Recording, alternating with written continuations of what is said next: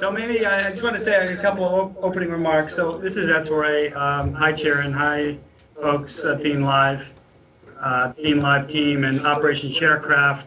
On behalf of Save the Children, this is a representative sample of our employees. We very much appreciate you and your community's efforts to raise funds for the drought and food crisis in the Horn of Africa. And this is our first step to try to live stream to Africa. You're speaking to us in our home office in Westport, Connecticut, USA. And for all those viewers out there, we really appreciate your support over the past days and your ongoing support even after today's call. You know, what you're doing, even if you donate $10 through Operation ShareCraft, you're helping children, helping us help children in East Africa. And we did a fundraiser last summer.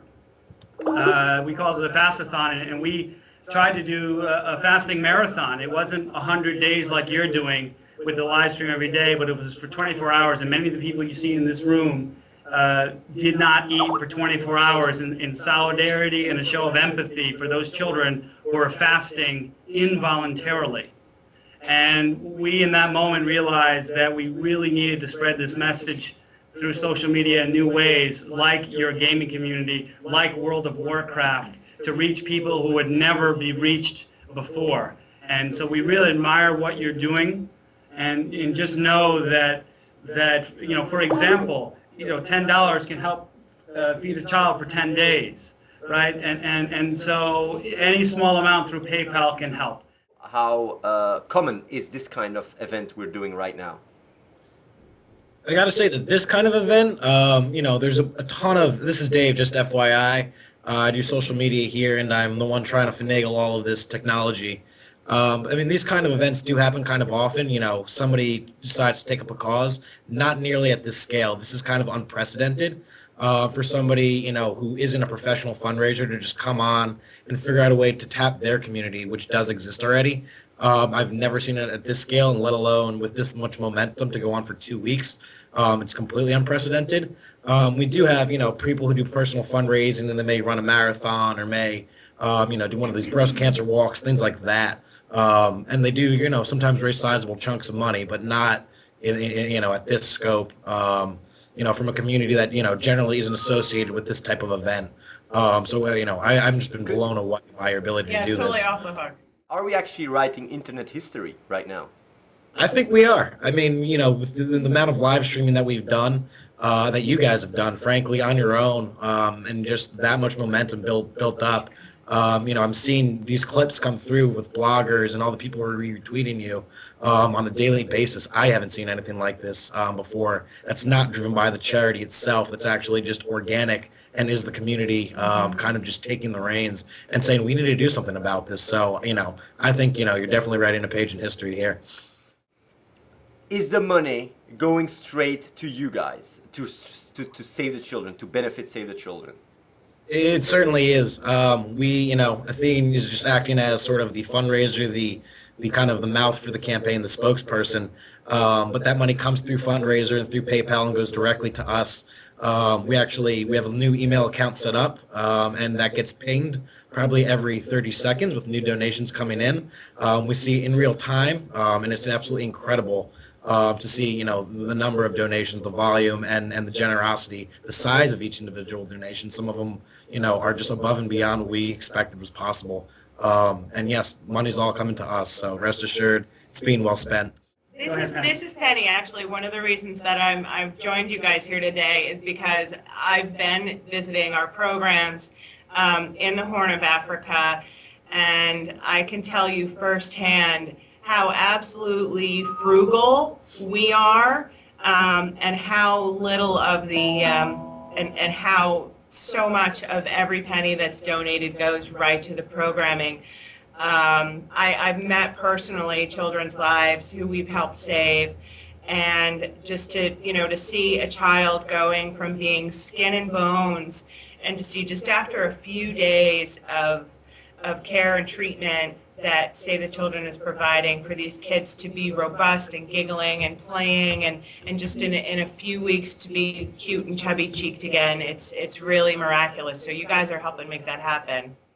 how come we are getting all this almost like this special treatment from you guys? Because you could say like, yeah, it's $1 million, but at least like if you look at your the amount of budget you guys have is how much? 200 million a year. Why do you guys give me even any time at all if it's only 1 million? It's almost like a little part out of all this donations you guys are getting. Exactly.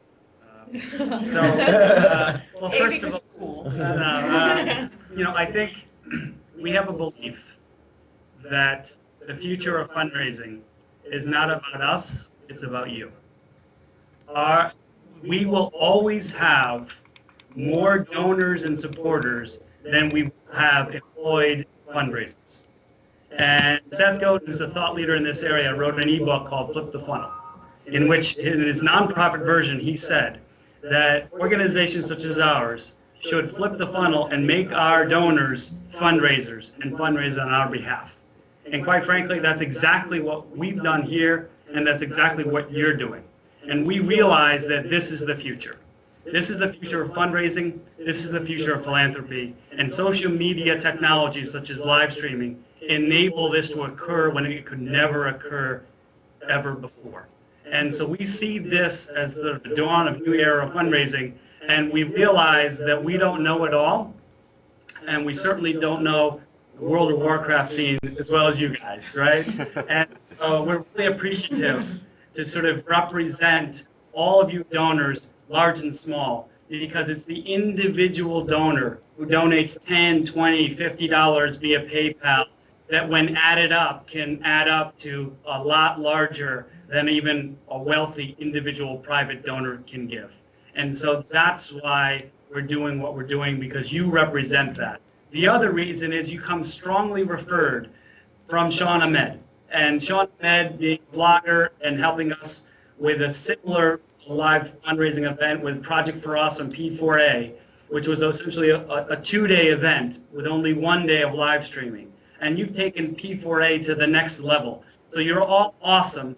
And you have done this on your own volition. You volunteered to do it. And to paraphrase one of my favorite quotes is, as you know, Sharon, we are not paying you to do this, right? You selected Save the Children to fundraise for.